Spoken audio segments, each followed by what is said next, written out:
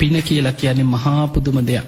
නිවන් දකින්න යන ගමනේ පරලොව ඔබට තියෙන එකම රැකවරණේ තමයි රැස් කරගත්ත පින. පුඤ්ඤානි පරලෝකස්මින් පතිට්ඨා හොන්ති පානිනං කිය. පුළුවන් තරම් මේ ලැබිච්ච මනුස්ස ජීවිතය අවසන් වෙන්න පෙර විශාල වශයෙන් පින් දහම් කුසල් දහම් දියුණු කරගන්න ඔබ දක්ෂ පිරිසක් බවට පත් වෙන්න.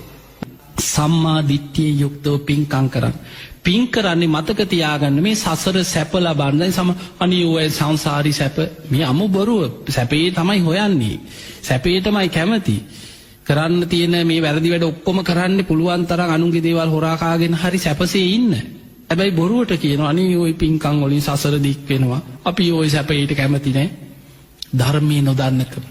ධර්මයේ දන්න කෙනා සම්මාදිට්ඨියෙන් යුක්ත කෙනා පින් කරන්නේ දිව්‍ය සැප බලාගෙන නෙමෙයි. එයා පින් කරන්නේ නිවන කරා යන්න සැප සහිත මාර්ගයක් ඔස්සේ.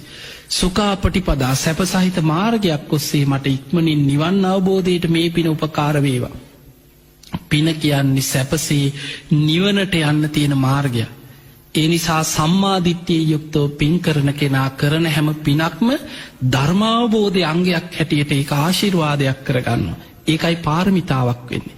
ඒ නිසා නිවනට උපකාර වෙන ධර්මයන් අතර පාරමී ධර්ම අතර පළවෙනි මේක තමයි දාන පාරමිතාව. ඔබ ඔබේ ශක්ති පමණින් දිලිඳු කෙනෙක් වුණත් ඔබට පුළුවන් හැටියට කාට හරි උදව් උපකාර කරන්න.